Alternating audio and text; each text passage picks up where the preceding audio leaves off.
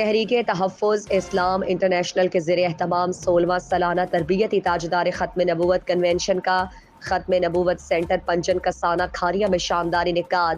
قداور علمی ادبی روحانی شخصیات علماء کرام مشائخ اعظام نے بھرپور شرکت کی۔ پنجاب بھر سے عاشقان رسول سینکڑوں گاڑیوں پر مشتمل قافلوں کی شکل میں درود و سلام اور تاجدار ختم نبوت زندہ باد کے نعروں کے ساتھ پنڈال میں شرکت کرتے رہے۔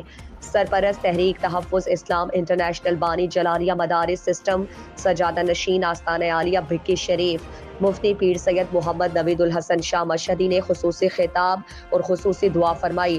مجاہد ختم نبوت غازی محمد ثاقب شکیل جلالی، حضرت علامہ مولانا پیر سائیں غلام رسول قاسمی، علامہ مفتی طاہر اقبال جلالی، سید ابرار حسین شاہ ایڈوکیٹ، علامہ نذیر احمد نوری جلالی نے خطابات فرمائے۔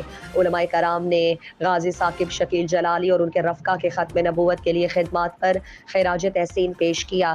تلاوت کا شرف مدرس آستانہ عالیہ سیال شریف قاری محمد ندیم باسط سیالوی، نقابت محمد عمران چشتی، جبکہ ہدیہ عنایت ساجد محمود نقشبندی نے پیش کی۔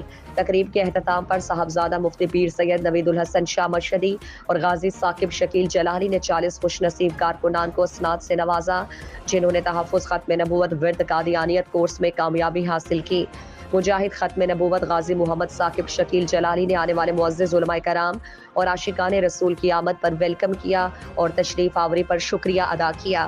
سندھوالا سے قاری جاوید اقبال جلالی کی زیر نگرانی سینکڑوں افراد پر مشتمل بڑا قافلہ ڈنگا شہر صدر یونٹ راجہ ندیم کی قیادت میں مرکزی قافلے میں شامل ہوا، جو ہیلا روڈ درسکا چوک مین بازار سے ہوتا ہوا ختم نبوت سینٹر پنجن کسانہ کھاریاں روانہ ہوا۔